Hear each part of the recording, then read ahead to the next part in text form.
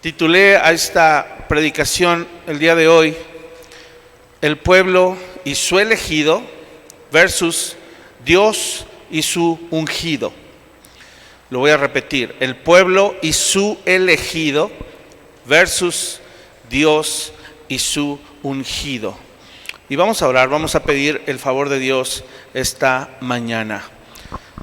Padre, nos acercamos a ti con un corazón humilde, con un corazón dispuesto a escuchar tu palabra y conocerte más. Señor, que tus verdades puedan penetrar a lo profundo de nuestro corazón y nos puedan enseñar, nos puedan dejar en claro la importancia, Señor, de ser escogidos, la importancia de tu elección por nosotros, la importancia de la unción sobre nosotros también, Señor, que a ti te ha placido darle a cada uno de los creyentes, a cada uno de tus hijos, a cada uno de aquellos que responden a un llamado, que se dejan formar, modelar, moldear por ti para recibir una asignación también, Señor. Padre, instrúyenos como iglesia, porque queremos crecer, queremos avanzar, queremos ir a la perfección. Y porque sabemos también que tienes preparado para nuestra iglesia local, Señor, grandes cosas. Y sé que a muchos de los que aquí están, Señor, empezarás a usar de maneras inimaginables y sorprendentes. Por eso te damos gracias, Señor, y te pedimos que hoy nos hables. Que sea tu palabra y no yo, Señor. Todo esto te lo pido en el nombre de Jesucristo, nuestro Señor y Salvador. Amén y amén. Muy bien. Así como en la época de los jueces, ¿cuántos pueden sentirse identificados con esa época? ¿Cuántos pueden diferenciar o igualar lo que estamos viviendo hoy en día y que es muy parecido a lo que estaban viviendo en la época de los jueces? ¿Quién recuerda qué se vivía en la época de los jueces? Era un momento de incertidumbre.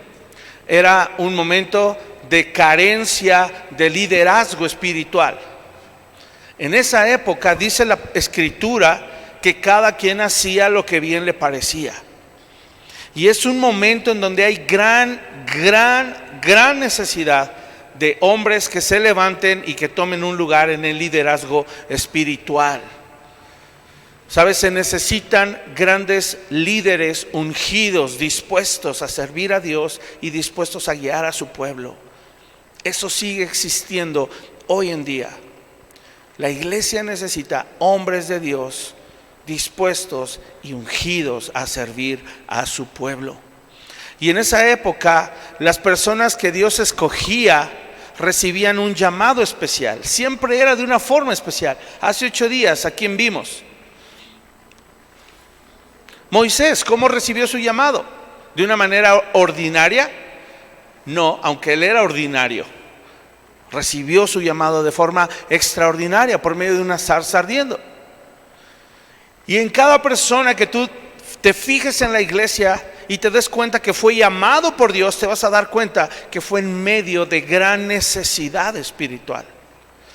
Este llamado especial que Dios hacía o era algo extraordinario o era mediante la unción. ¿Qué es la unción? Técnicamente era un ritual que se realizaba donde se preparaba un aceite especial. La fórmula la daba Dios, la había dado Dios, y entonces se iba a buscar a esa persona y se derramaba aceite sobre su cabeza. Eso era un símbolo de que había sido llamado por Dios mediante la unción de ese aceite, es decir, se le ungía. Y esto representaba que esos hombres que Dios había escogido para su servicio y que habían recibido la unción, eso representaba la autorización de Dios para ejercer ese llamado. La autorización de Dios para servirle. Así es de que la unción, hermanos, representaba 3 cosas.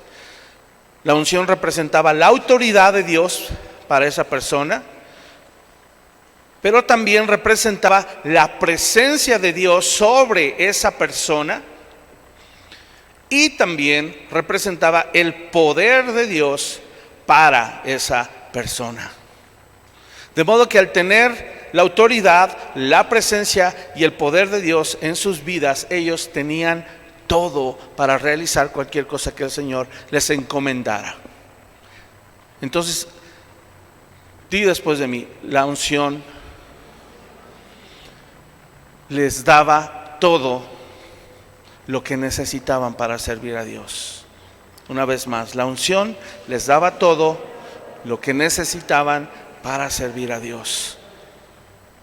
¿Ok? En nuestra vida diaria, y preparando esto, trataba yo de que se nos quedara más fácil esto. En nuestra vida diaria, sabemos que hoy somos manejados por nuestros dispositivos inteligentes, ¿verdad? Prácticamente nos manejan la vida. Es una herramienta, si la sabemos usar, muy buena para que nos maneje la vida. Y para cada nueva necesidad que surge, decimos, necesito una app, ¿verdad? Una app, abreviando aplicación. Necesito una nueva app para hacer esto. O si no la hay, decimos, debería haber una app para esto, ¿verdad? Que haga esto y me haga más fácil la vida. Bueno, les tengo la app que los creyentes necesitamos si vamos a ser siervos de Dios. ¿Cuáles son las letras de app? APP. ¿Qué necesitamos? Ya lo mencioné, se los dije. La autoridad, la presencia de Dios y el poder de Dios. Autoridad, presencia de Dios, poder de Dios. Esta es nuestra app. La necesitamos en nuestra vida diaria.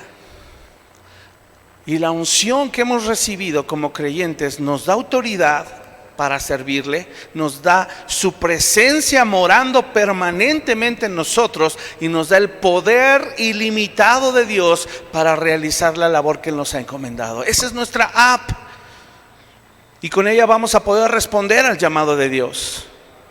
Amén, si hemos sido ungidos. Vamos a empezar con 1 de Juan, capítulo 2. Y esto nos va a dar la base para lo que vamos a aprender el día de hoy. 1 de Juan, capítulo 2, versos 20 al 27.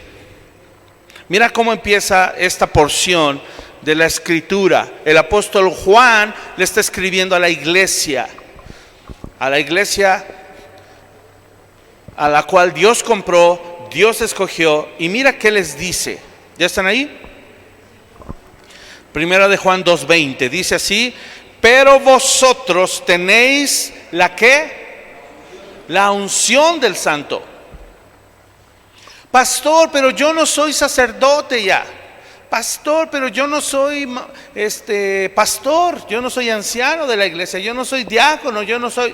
Bueno, sabes, esto es lo más hermoso, que no necesitamos tener un cargo específico ahorita para saber que tenemos la unción del Santo. Antes tú sabes que Dios llamaba, escogía a una persona, la llamaba y decía, únjanlo, porque esa es la señal que yo tengo para decir que Él tiene autoridad, tiene mi presencia y tiene mi poder. Pero hoy, como hijos de Dios, todos los creyentes tenemos la autoridad, la presencia de Dios y su poder.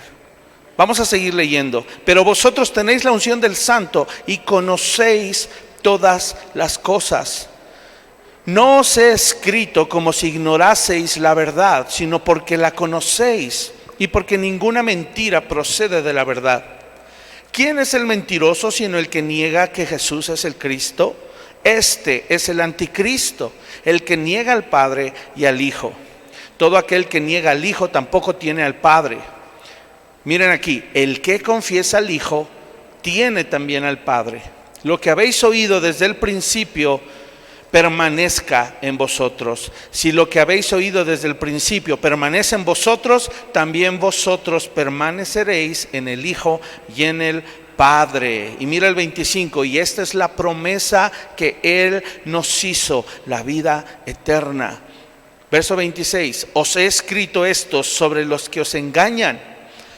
Pero la unción que vosotros recibisteis de Él permanece en vosotros, y no tenéis necesidad de que nadie os enseñe, así como la unción misma os enseña todas las cosas, y es verdadera y no es mentira, según ella os ha enseñado, permaneced en Él. ¿Sabes? Hoy en día la representación de esa unción son precisamente estas mismas tres cosas.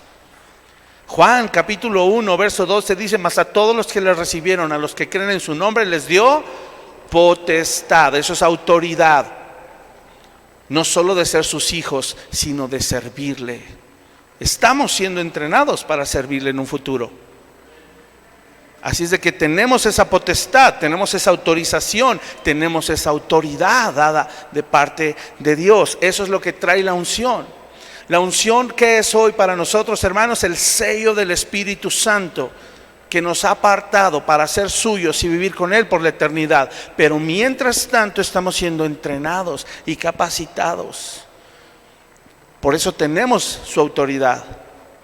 Y por eso Él no quería que tuviéramos la unción al estilo Antiguo Testamento, en donde su presencia venía y posaba solo un momento sobre nosotros, pero se volvía a ir. Él garantizó que su presencia morara permanentemente en nosotros. Y mientras su presencia venía y posaba sobre esos hombres de Dios en el Antiguo Testamento, ellos eran capaces de hacer cosas inusuales, cosas extraordinarias, porque eran revestidos por un breve momento del poder de Dios para hacer grandes proezas. Como Sansón, por ejemplo. Dice que solo cuando venía la presencia de Dios sobre él, era cuando él era fuerte. Mientras tanto él era un debilucho. Esa escena que nos han pintado de Sansón, que nos los dibujan todo musculoso, con su six-pack, es mentira. Ha de haber sido un debilucho flacucho, o hay un hombre ordinario, normal, sin mucha tonificación tal vez. Bueno, a lo mejor sí, porque trabajaban en el campo y no tenían la dieta que hoy tenemos. Pero no estaba así musculoso, no. La fuerza que él tenía no era suya, era de Dios, era el poder de Dios cuando la presencia de Dios venía sobre él y quería cumplir su propósito en contra de los filisteos. Pero hoy en día, hermanos, dice aquí que nosotros podemos permanecer en él y podemos permanecer en esa unción, por esa unción. Ya dice ahí, e incluso la unción nos enseña todas las cosas. ¿A qué se está refiriendo entonces? ¿Qué es la unción? Es el Espíritu Santo morando en el creyente, quien nos da todas las cosas, nos enseña todas las cosas, nos guía a toda verdad, nos redarguye de pecado, nos fortalece cuando nos sentimos débiles. Ahí tenemos unción, que es su Espíritu. Amén. Ahora, hoy en día, ¿cuál es la encomienda? Pensemos en Moisés. ¿Cuál era la encomienda de esa época? Liberar al pueblo, ¿cierto? Esa era la encomienda. Pensemos en Josué. Él recibió la batuta, fue llamado por Dios también. Le dijo Dios a Moisés: llámame ahora a Josué, tú ya te vas a morir, tú no vas a cruzar la tierra prometida, ahora escojo a Josué. Y en el caso de Josué, ¿cuál era la misión? ¿Cuál era el propósito? Pero ¿cómo? No guiarlos, conquistar la tierra prometida, pelear por ganar la tierra prometida que ya estaba dada. Nomás tenían que hacer acto de presencia, como fue en Jericó, ¿verdad? Solo hicieron acto de presencia. ¿Qué hicieron? Nada. Y luego fueron con una ciudad más pequeña llamada Jai, en sus propias fuerzas. ¿Y qué les pasó? Perdieron. Ahí vemos el respaldo de Dios cuando hacemos las cosas correctamente. Pero hoy, hermanos, la encomienda no es ir a liberar a Israel del conflicto que hoy tienen, porque ahorita están en conflicto. Y nuestra misión no es ir a liberarlos, ¿verdad? Gracias a Dios. Sí, piénsalo.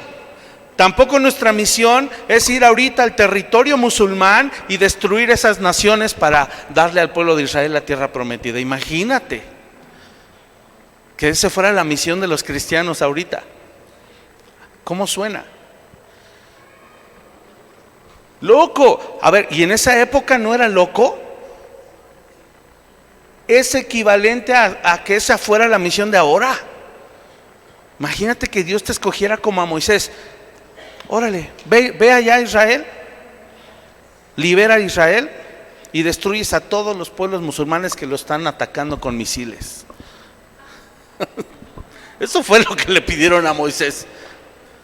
Gracias a Dios, no es eso. Pero, escúchame, la encomienda que sí tenemos hoy está a la par en dificultad. Es distinto, pero en dificultad está a la par. Por eso necesitamos la unción de Dios para responder ese llamado y llevar a cabo la encomienda que Dios nos ha dado. Vamos a ver el caso de David.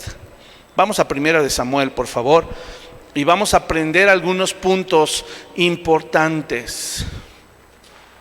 1 Samuel, capítulo 16. Y mira, todos estos personajes y nosotros también deberíamos estar conscientes que cuando recibimos un nombramiento es porque hubo un llamado de Dios. Recibir un nombramiento, ¿por qué crees que se le llama así? Va a haber nombramientos porque Dios te va a llamar por nombre. Va a decir tu nombre, por eso es nombramiento. Y cuando Dios te llama por nombre, eso es un llamado. Por eso sabemos que los nombramientos son la confirmación de parte de Dios de su llamado. Eso es un nombramiento. Cuando en las iglesias locales damos nombramientos, solo estamos confirmando que Dios llamó a esa persona. Y para eso Dios estableció un orden en la iglesia. Él estableció que fueran las autoridades espirituales las encargadas de imponer las manos en señal de aprobación, ¿verdad? Para que estas personas reciban el llamado de Dios. El Señor los apruebe y ellos reciban la encomienda a la cual fueron llamados. De modo que tanto el llamado como el nombramiento son dados por Dios. Así fue con David. Dios envió ¿a quién? Al profeta a ungirlo. David no se autonombró ni en la antigüedad, en el Antiguo Testamento, ni en el Nuevo Testamento, ni en nuestros días. El nombramiento se debe dar por uno mismo. No debe ser así. Siempre es avalado y aprobado por una autoridad espiritual. ¿Sale? Vamos a aprender qué nos tiene 1 Samuel capítulo 16 a partir del verso 1. Dice: dijo Jehová a Samuel, ¿hasta cuándo llorarás a Saúl? Ya sabemos la historia. Saúl pecó, desobedeció, no hizo las cosas que Dios le pidió, a pesar de que fue ungido, a pesar de que fue lleno de la presencia de Dios, de su espíritu. Incluso profetizó Saúl, no sé si recuerdas. Pero dice aquí: ¿hasta cuándo llorarás a Saúl, habiéndolo yo desechado para que no reine sobre Israel? Llena tu cuerno de aceite y ven, te enviaré a Isaí de Belén, porque de sus hijos me he provisto rey. Y dijo Samuel: ¿cómo iré? Si Saulo lo supiera, me mataría. Jehová respondió: toma contigo una becerra de la vacada y di: a ofrecer sacrificio a Jehová he venido. Y llama a Isaí al sacrificio, y yo te enseñaré lo que has de hacer. Y me ungirás al que yo te dijere. Subraya eso: me ungirás al que yo te dijere. Hizo pues Samuel como le dijo Jehová, y luego que él llegó a Belén, los ancianos de la ciudad salieron a recibirle con miedo y dijeron: ¿es pacífica tu venida?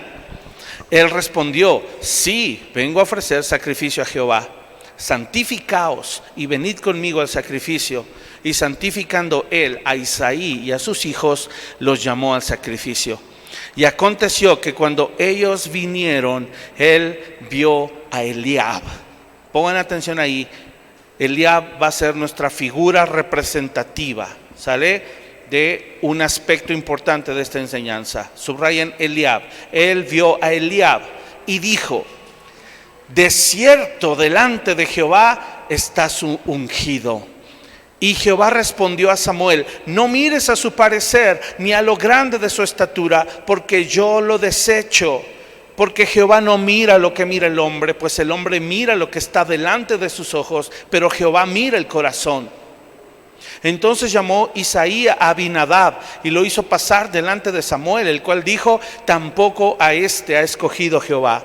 Hizo luego pasar Isaí a Sama, y él dijo: tampoco a este ha elegido Jehová. E hizo pasar Isaí 7 hijos suyos delante de Samuel, pero Samuel dijo a Isaí: Jehová no ha elegido a estos.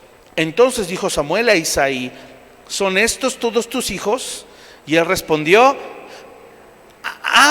sí, ¿verdad? Ya me acordé que tengo uno por allí. Pobrecito el David. Dice: aún queda, ¿cómo dice la escritura? Ya me perdí. Queda aún el menor, que apacienta las ovejas. Y dijo Samuel a Isaí: envía por él, porque no nos sentaremos a la mesa hasta que él venga aquí. Envió pues por él y le hizo entrar, y era rubio, hermoso de ojos y de buen parecer. Entonces Jehová dijo: levántate y úngelo, porque este es. Y Samuel tomó el cuerno del aceite y lo ungió en medio de sus hermanos. Y desde aquel día en adelante, ¿qué cosa? El Espíritu de Jehová vino sobre David. Se levantó luego Samuel y se volvió a Ramá. Esta escena y esta historia, cada vez que la leo me fascina. Hay tanto en ello. Pero vamos a desglosar algunas cosas. No todo, no acabaríamos. Para empezar, hermanos, tenemos aquí un gran contraste. El primer gran contraste es Saúl y David. Así empieza el capítulo. Saúl dice que era un hombre alto, robusto. Rebasaba todo el pueblo de Israel por una cabeza. Y Saúl, siendo líder, fue desechado por Dios. Tenemos este gran contraste porque hay un liderazgo estilo Saúl y hay un liderazgo estilo David. Y el contraste que aprendemos en este capítulo es en realidad entre cómo piensa y cómo funciona el ser humano y cómo piensa y cómo funciona Dios. Ese es el contraste que encontramos primero aquí.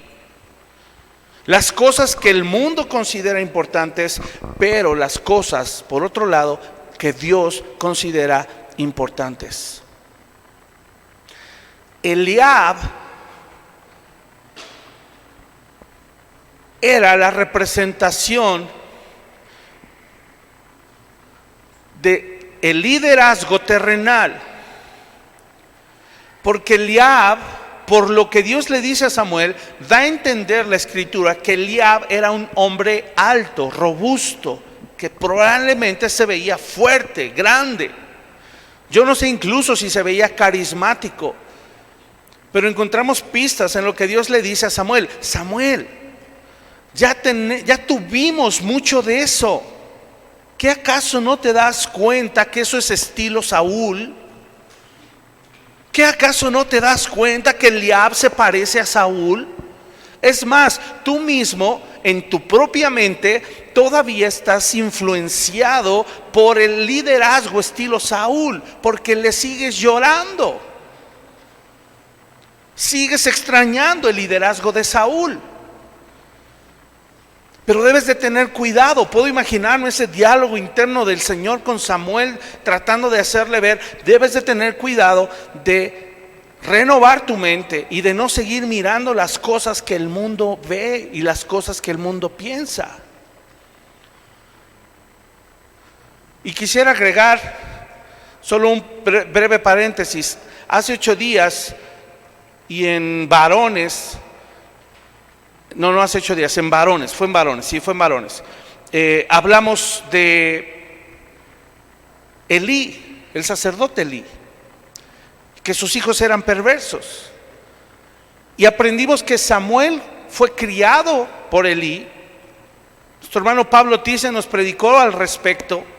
Y algo que a mí me impactó fue que Samuel, aunque era un hombre temeroso de Dios, con una inclinación a hacer la voluntad de Dios, desgraciadamente sufrió la influencia de Elí, y Samuel fue un padre al estilo Elí, porque los hijos de Samuel no andaban en los caminos del Señor tampoco. Entonces aquí encontramos a un profeta Samuel, escucha, con una mente no renovada tampoco, porque él sigue llorando el liderazgo de Saúl, y cuando ve a Eliab dice Saúl 2. Su mente no ha sido renovada, y entonces Dios tiene que sacudir su corazón y decirle: hijo,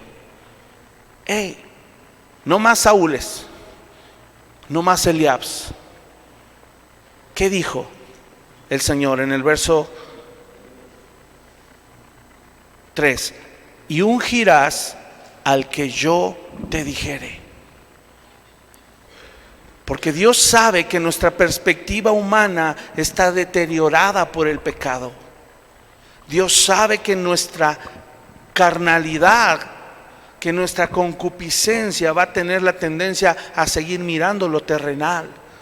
Y por eso el apóstol Pablo nos redarguye y nos exhorta con ese versículo en Colosenses capítulo 3. Dice: si pues habéis resucitado, poned la mira en las cosas de arriba, no en las de la tierra. Ahí mismo dice: desechad lo terrenal. De hecho, vamos a leerlo. No lo tenía en mi bosquejo, pero me vino a la mente. Colosenses capítulo 3, vale la pena leerlo.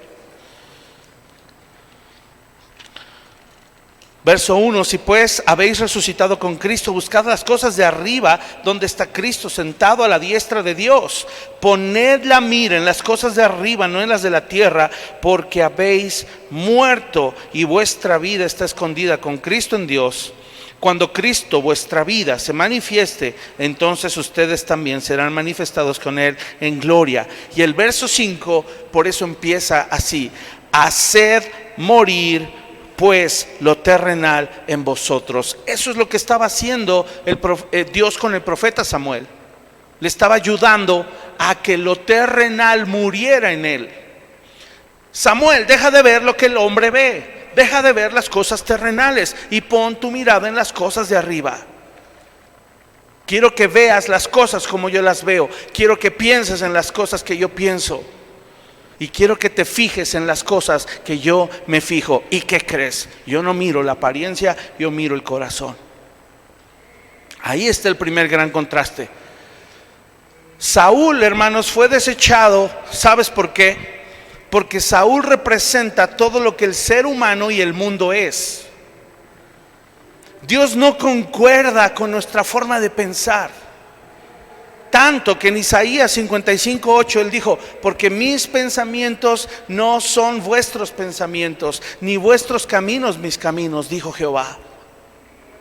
No concordamos en nuestra forma de pensar, y el Señor tiene que hacer un ajuste. Ya hablamos de eso también, ¿se acuerdan? Así que cuando el pueblo pidió un rey, lo hizo en su mentalidad terrenal. Dios no le pensaba dar un rey al pueblo de Israel. ¿Sí sabías eso? Él quería ser el rey de sus corazones. El pueblo no necesitaba un rey, pero el pueblo pidió un rey, y he ahí lo que obtuvieron: un Saúl.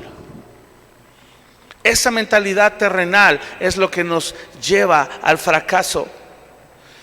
¿Sabes? El pueblo pidió un rey en su mentalidad terrenal porque ellos escogieron a la medida de su corazón. Dios escogió a otro rey y lo hizo de acuerdo a su divinidad. Y Dios escogió a la medida de su corazón. ¿Qué nos conviene? ¿Escoger a la medida de nuestro corazón o que Dios escoja a la medida de su corazón? Claro, por eso Dios le dijo: yo te diré a quién. Yo voy a escogerlo ahora. Ya el pueblo escogió, ahora me toca a mí. Y quiero que vean la diferencia, quiero que vean el contraste. Podemos ver entonces que siempre nos conviene más cuando dejamos escoger a Dios, porque Él lo va a hacer en la medida de su corazón. ¿Qué significa en la medida de su corazón? Que no va a haber engaño, no va a haber perversidad, no va a haber alevosía, no va a haber doblez. Dios le advirtió al pueblo: si tú escoges un rey, ese rey se va a adueñar de tus campos, de tu ganado, Él se va a adueñar de tus mujeres, de todo, porque Dios conocía el corazón del hombre. Oseas, el profeta, escribe un par de versículos respecto a esto. Qué interesante que ahí encontrara yo este versículo, Oseas 13, verso 10, fíjate. Vamos a Oseas, es el primero de los profetas menores, después de Daniel. Oseas, capítulo 13. Quiero que veas que escribe este profeta respecto a este momento cuando el pueblo escoge un rey. El verso 10 y 11.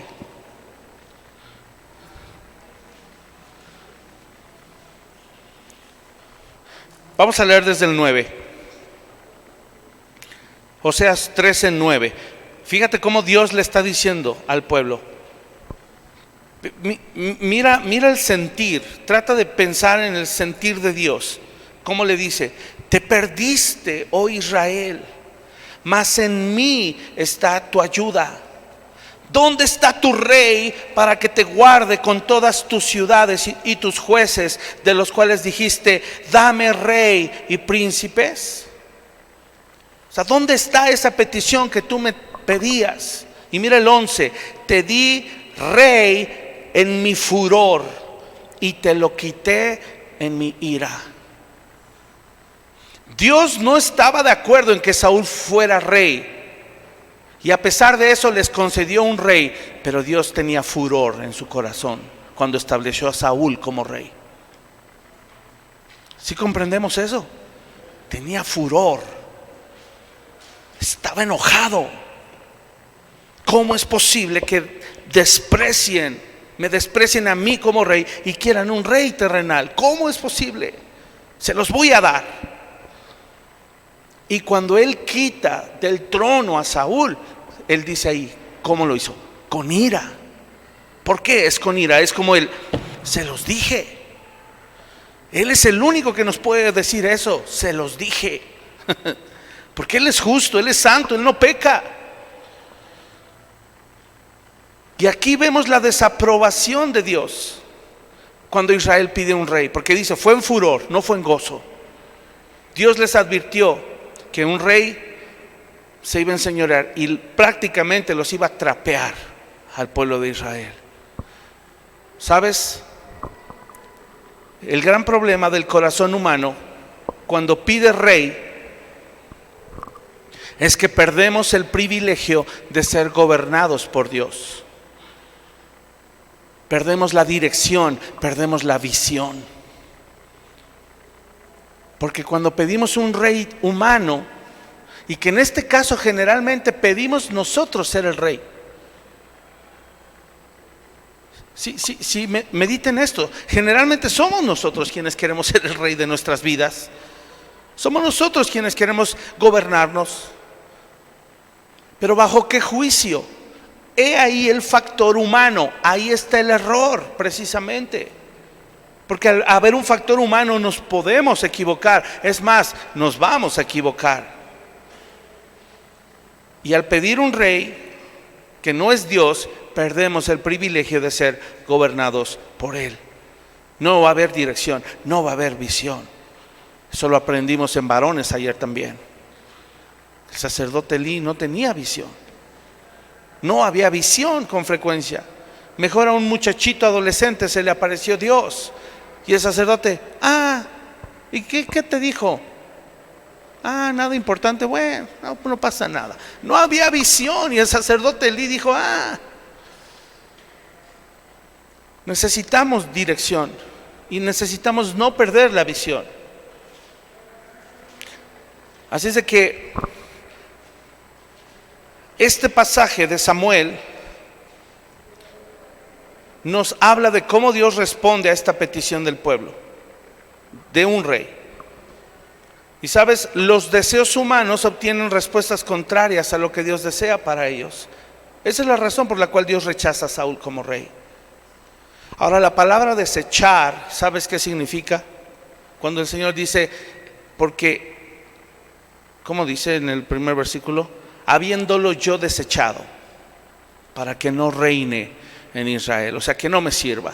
La palabra desechar tiene sinónimos en la concordancia bíblica y son muy claros. Dice despreciar, quiere decir que Dios despreció a Saúl.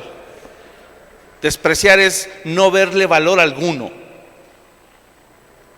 Otro, rechazar, Dios rechazó a Saúl.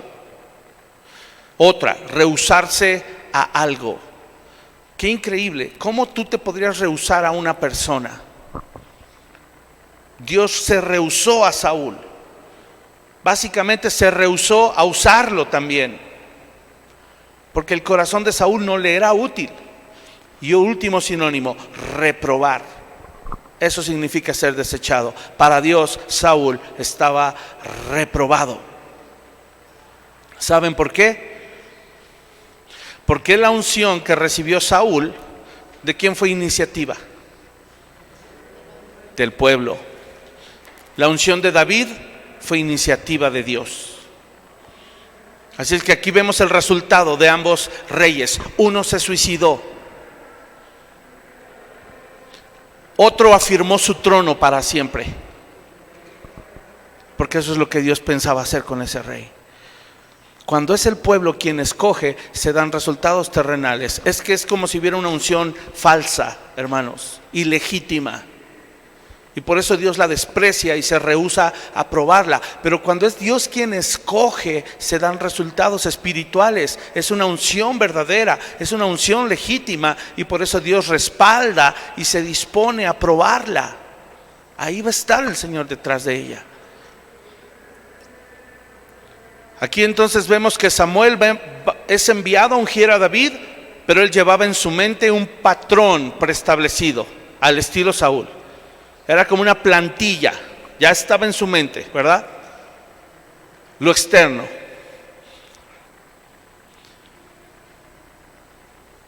Por eso cuando sale Eliab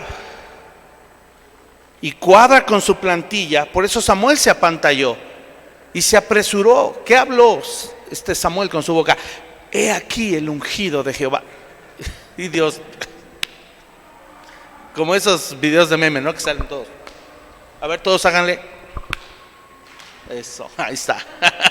Así sale el video, ¿verdad? En redes. Todo el mundo le hace. ¿Qué onda? Y aquí vamos a aprender 3 cosas importantes para acabar. Antes de decirlas, Dios estaba buscando algo fuera de los requerimientos del mundo. Porque el mundo requiere cosas. El mundo demanda ver algo. Pero Dios estaba buscando algo fuera de este mundo. Algo que se sale del patrón del mundo, fuera de los estándares humanos. Dios estaba buscando algo más allá de la apariencia externa, algo único, algo especial. Por eso, hermanos, lo primero que debemos entender con esta enseñanza, y es el primer punto de 3, son breves. El primero es que Dios mira el corazón. Por eso Dios le dijo a Samuel, no mires la apariencia, porque yo no miro la apariencia, yo miro el corazón. No mires a su parecer, no mires la estatura, no mires la guapura, no mires el dinero, el carisma, el talento, los dones. No, porque yo lo desecho, no lo apruebo, lo rechazo.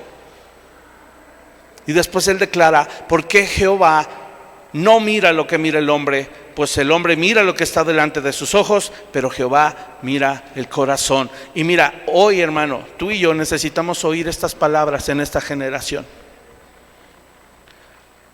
En medio de esta generación narcisista, hoy necesitamos más que nunca escuchar estas palabras de nuestro Dios.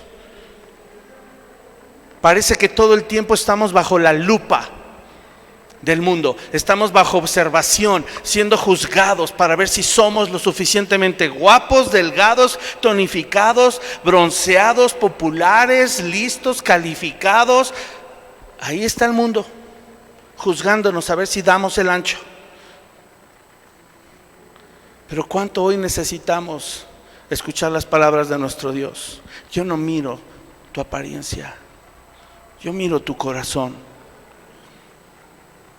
Y el hecho de que las personas miran el exterior, ¿sabes por qué es?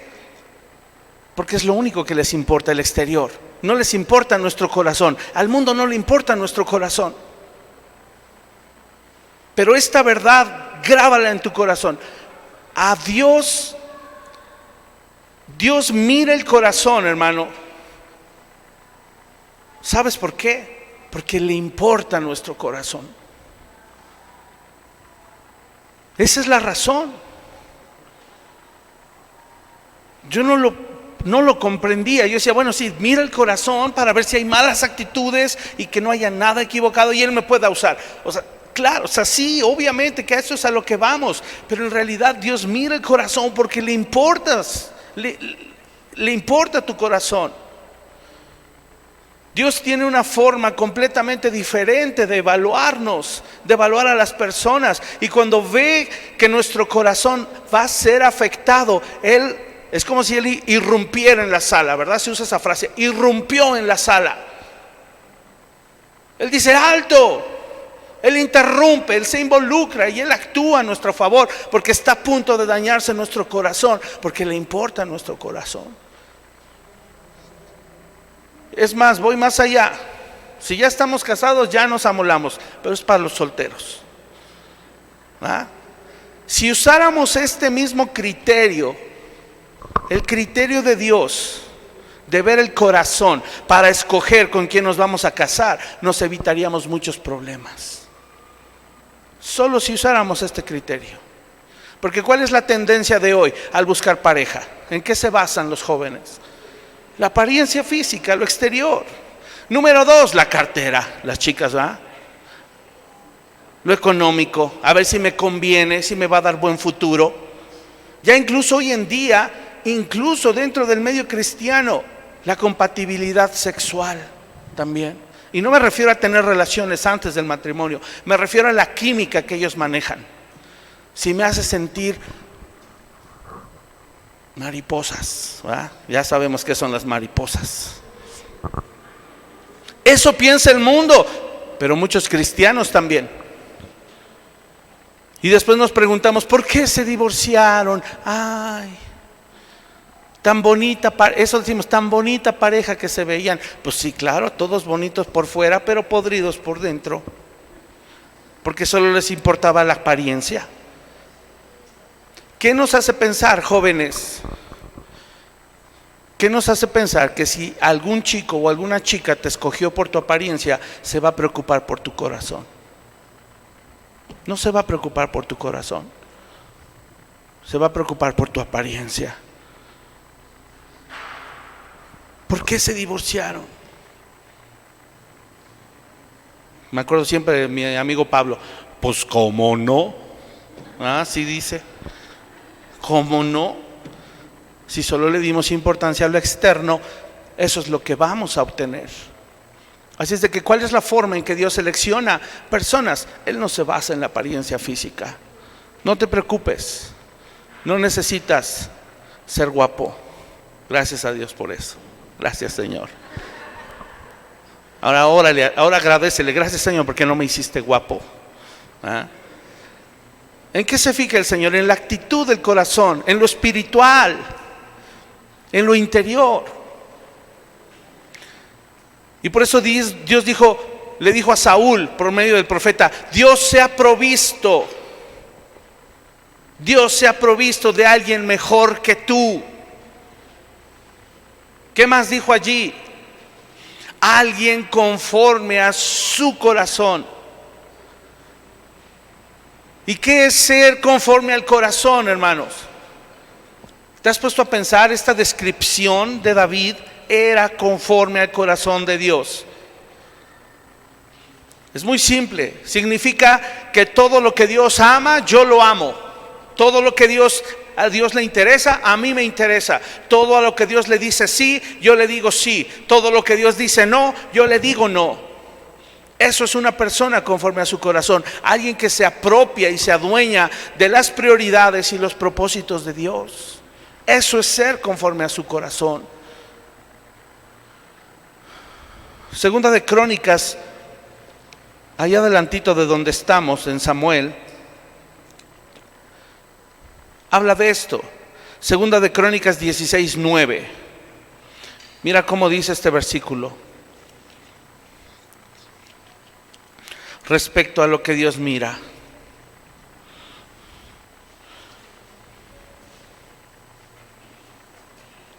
Dice así, Segunda de Crónicas 16:9, porque los ojos de Jehová contemplan la tierra. Y ese es el versículo del que siempre me he querido acordar y no había podido. Ya me lo encontré. Me puedo imaginar al Señor en su balcón, allá en el cielo así, mirando, escaneando algún corazón dispuesto, ¿verdad? A ver en dónde Él va a poder vaciar su gloria, dónde va a encontrar un corazón dispuesto para Él. Dice, los ojos de Jehová contemplan la tierra para mostrar su poder a favor de los que tienen corazón perfecto para con Él. ¿Sabes cuál es el corazón perfecto que describe la Biblia? No un corazón que nunca peca, no un corazón que nunca tropieza. No se está refiriendo a eso. Es como cuando decimos, me encontré los tenis perfectos. ¿Quiere decir que nunca se van a romper? No. Quiere decir que cuadran perfecto con tu talla, tu color, tu gusto, tu todo. Pero el tenis no es perfecto. Si te tallas el zapato con una piedra, se va a raspar. De hecho, este es uno de mis zapatos favoritos, perfectos. ¿Ya le vieron la punta? Hace unos días hice un coraje porque lo tallé con una piedra. ¿Ya le vieron la punta? Ya los iba yo a tirar. Es mucha vanidad. Me sigo sintiendo cómodo, es perfecto.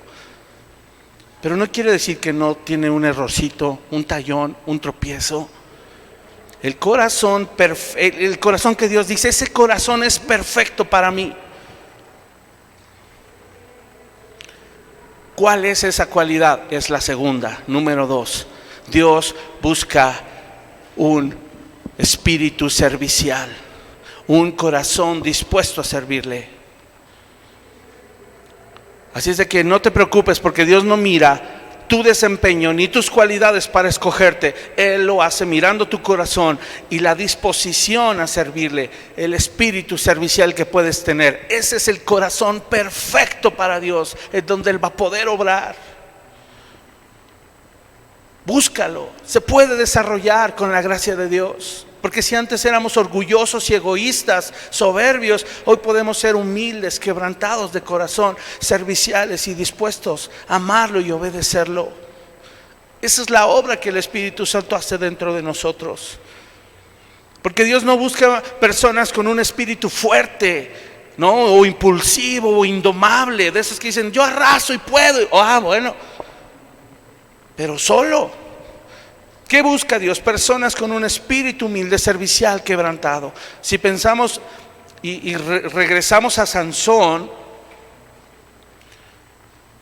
piensa, Dios no lo escogió por su fuerza. Puedo estar casi seguro que Dios escogió a Sansón por su debilidad. Seguramente era un debilucho. Y en el caso de David, lo escogió siendo un muchachito que apestaba a borrego, relegado, recluido allá en el desierto como el menor, tanto que su papá se le olvidó. Mira algo, Tengo 4 y no se me olvida ninguno de mis hijos. Sus fechas de nacimiento sí, pero ellos no. Y a Isaí se le olvidó el hijo. Ah, sí, me falta uno. ¿Para qué tienen tantos, ah? Pero este jovencito relegado, ahí haciendo la labor más baja en la escalera en la pirámide de, ¿cómo le llaman? En las empresas, Milton, ¿cómo le llaman? En la escalera organizacional. Él estaba en el estrato más bajo, a cuidar borregos. Pero mira qué dice el Salmo 89, versos 18 y 20 de él. Salmo 89. Salmo 89, verso 18.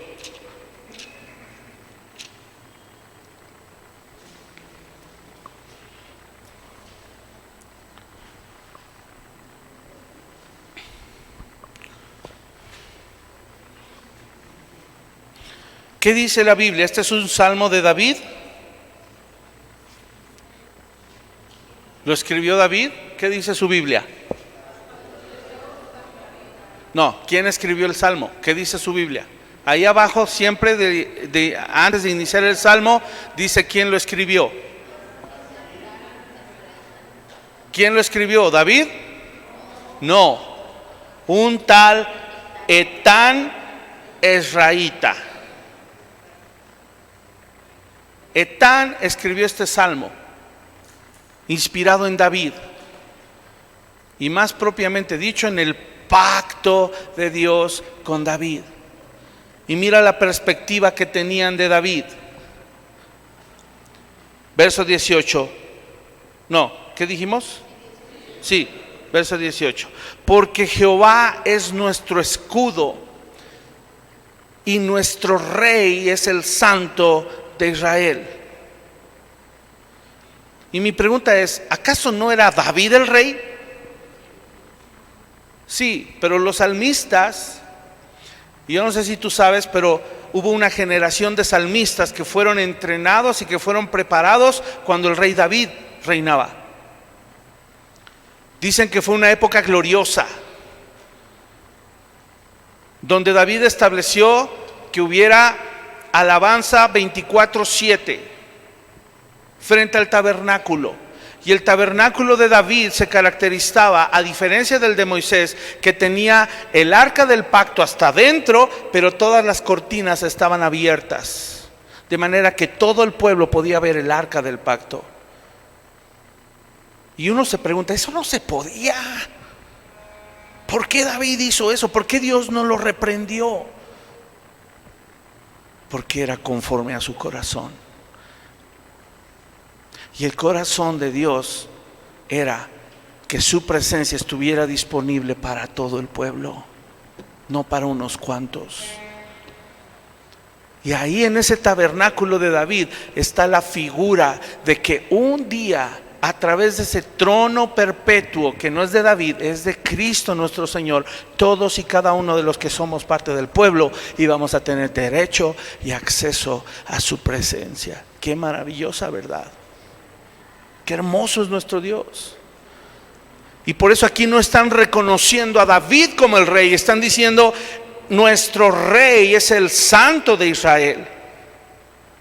Entonces hablaste en visión a tu santo y dijiste, he puesto el socorro sobre uno que es poderoso, exaltado a un escogido de mi pueblo. Porque mira, a los ojos de Dios, Él nos ve poderosos, porque Él nos va a dar la fuerza. Pero a los ojos de los hombres podemos parecer debiluchos. Por eso dice, exaltado a un escogido de mi pueblo. Verso 20, hallé a David mi siervo, lo ungí con mi santa unción. Dios busca un espíritu servicial para depositar su espíritu, su poder, su autoridad y cumplir su propósito. Saúl tenía un espíritu fuerte, con iniciativa fuerte, pero no servicial y no obediente. David venía de una posición de servicio. ¿Se acuerdan lo que les dije? Dios no te va a llamar cuando estés de holgazán sin hacer nada. Dios llama a personas ocupadas, porque Él las ocupó y las puso a trabajar para que cuando los llamara también se pusieran a trabajar. David venía de una posición de servicio, de cuidar ovejas, y esas cualidades son importantes para Dios. Y mientras más entendamos que el liderazgo es servir a otros, vamos a ser más útiles para el Señor. Amén. En el mundo, la mentalidad es que nos interesa más cuántas personas nos sirven a nosotros. Pero en la cultura del reino nos debe interesar más a cuántas personas les servimos. Es al revés. Y por último, punto número 3. Dijimos, Dios mira el corazón. Dijimos, Dios busca un espíritu servicial. Y número 3, Dios busca personas ordinarias. Ordinarias. Dios no está buscando figuras públicas, sino personas que viven en el anonimato. No busca personas célebres, populares o distinguidas en el mundo, sino personas que viven recluidas, aisladas, viviendo una vida privada, ahí en lo calladito. Así fue con Moisés, siendo pastor en el desierto. Así fue con José, siendo esclavo en una cárcel egipcia.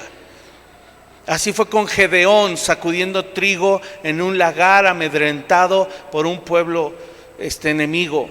Así fue con David también, peleando contra las bestias en el desierto solitario, venciendo leones y osos donde nadie le aplaudía, ahí, en lo solitario, recluido. De ahí es de donde Dios nos llama, hermanos.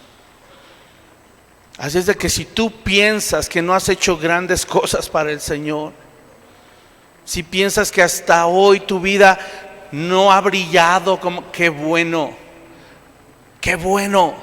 porque Dios te está preparando para que su gloria brille, no la tuya, su gloria brille en el momento correcto y en el tiempo que Él ya preparó y destinó para ti. Dios te está preparando y te está enseñando en privado, desarrollando disciplina personal en tu propia vida, porque eso es lo que va a determinar en el futuro si podrás ser un siervo ungido del Señor. Así es de que déjate moldear en este tiempo. Empieza a darle importancia a todo lo que te sucede en lo privado. Empieza a darle importancia a las cosas pequeñas. Empieza a darle importancia a lo que pasa en lo oculto, donde nadie te ve. Porque cuando llegue el momento, el Señor te va a recompensar en público. Amén. Y respecto a esto, aclaro, la recompensa pública no es lo que creemos, que Dios nos va a recompensar frente a mucha gente dándonos bienes materiales o fama o prestigio. ¿Sabes cuál es la recompensa en público que el Señor nos da? La recompensa es cuando salimos del anonimato para que todo el mundo vea que somos siervos de Dios. No más. Esa es la recompensa. Salir del anonimato y que eso que hicimos en lo oculto, que fue servirle también, ahora lo podamos ejercer frente a todos. Y cuando nos vean servirle, van a ver la obra gloriosa del Rey eterno, del Rey santo que es Cristo, no la nuestra. Amén. Escribía yo un último pensamiento. Nuestra vida será develada ante todo el mundo, así como una pieza de arte inédita que fue trabajada, que fue moldeada, que fue pintada o tallada por años, donde Dios es el artista. Y el autor de la obra maestra está a punto de revelar su obra de arte, que eres tú, y te va a exhibir como el siervo del Dios Altísimo. Pero no te equivoques, porque quien recibe el reconocimiento no es la pieza de arte, sino es el artista. Amén. Vamos a buscar eso con todo nuestro corazón y a serle fiel a Dios. Vamos a orar. Cierra tus ojos.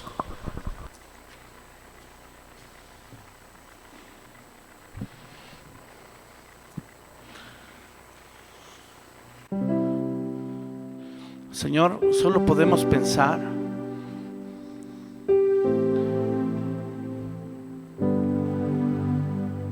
como algunos hombres que tú usaste dijeron: Señor, ¿quién soy yo?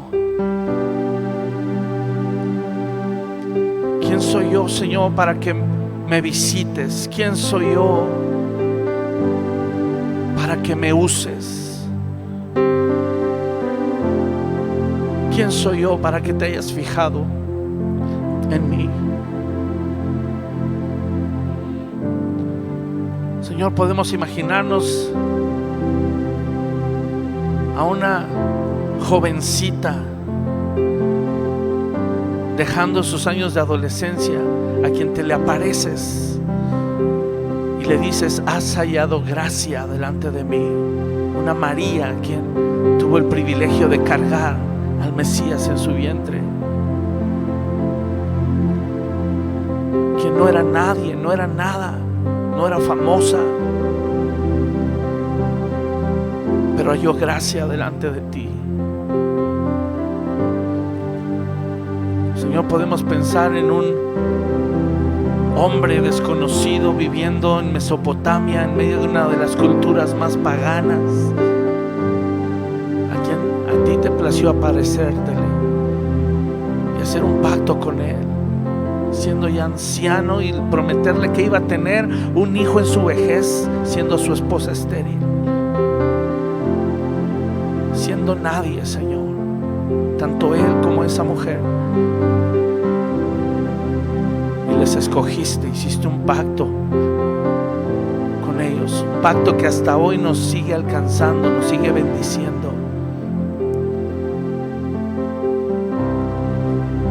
Pastorcillo de ovejas, recluido y olvidado por su padre, tal vez hasta por sus hermanos que le menospreciaban.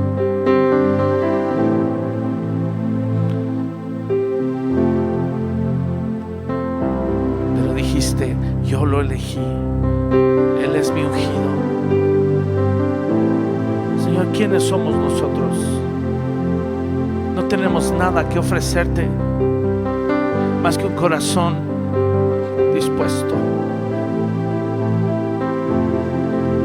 porque el Señor está contemplando la tierra, mirando los corazones de los hombres, esperando que haya alguien que diga: Señor, yo estoy dispuesto, yo estoy dispuesto.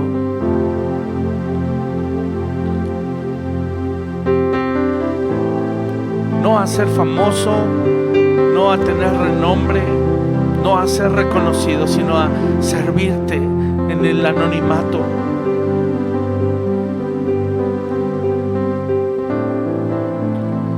Si el Señor puede encontrar esa característica en tu corazón, hermano, tienes el corazón perfecto. Tienes el corazón perfecto para Dios, porque es un corazón que se va a dejar moldear, que va a permitir que el alfarero meta su mano y lo limpie de imperfecciones y le dé la forma que Él quiere, sin rezongar, sin resistirse, sino con gozo, porque sabe que es un privilegio servirle al Rey eterno. Si el Señor hoy te ha hablado y a lo mejor en el tiempo pasado no has tenido un corazón dispuesto, hoy es el día, porque el Señor quiere usarnos a todos, trazó un propósito para nosotros, pero no todos responden a ese llamado, no todos responden.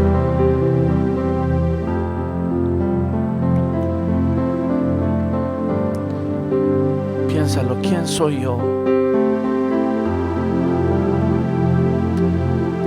para que nuestro gran Rey, nuestro Señor, nos haya escogido y nos acepte? La respuesta, hermano, no está en nosotros, la respuesta está en Él. ¿Quién es Dios?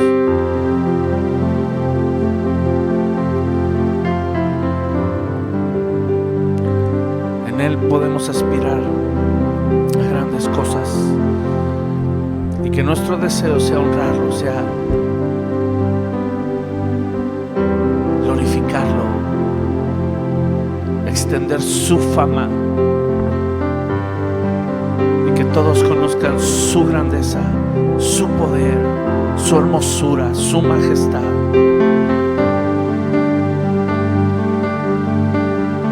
Que brille su luz, no la nuestra.